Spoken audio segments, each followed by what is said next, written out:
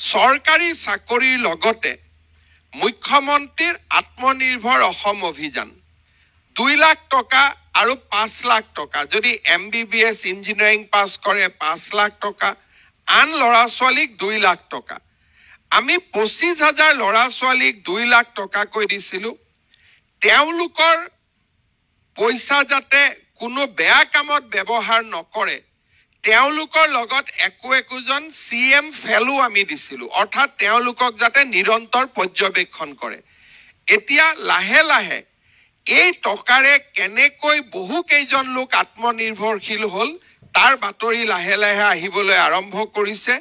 আমাৰ উদ্দেশ্য হল এই ল'ৰা ছোৱালীখিনিক আমি আগবঢ়াই লৈ গৈ প্ৰধানমন্ত্ৰীৰ মুদ্ৰা আঁচনি পৰ্যায়লৈকে লৈ যোৱা আমি এই বছৰ আৰু 1 লাখ ল'ৰা ছোৱালীক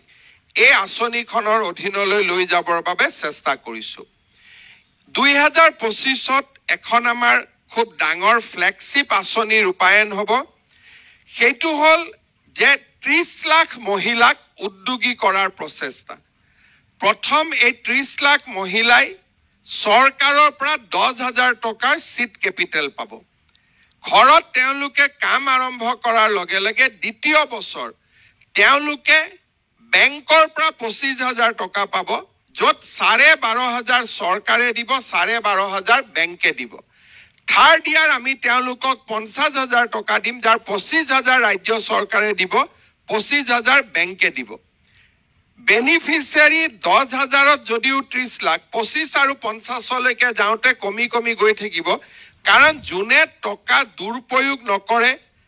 সঁচাকৈ বিনিয়োগ কৰে তেওঁলোকেহে নেক্সট জখলাটোলৈকে উঠিব পাৰিব আমাৰ ৰাজ্যত মহিলাসকলৰ মাজত ইতিমধ্যে এই আঁচনিখনে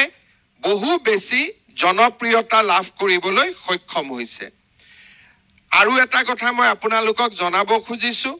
যে এই 2024 চনৰ বছৰলৈকে 12,71,672 গৰাকী মহিলাক আমি মাইক্ৰ ফাইনেন্সৰ লোনৰ পৰা ৰেহাই দি তেওঁলোকক আমি নতুনকৈ বেংকৰ পৰা লোন ল'ব পৰা পৰ্যায়লৈকে আমি আনি দিছো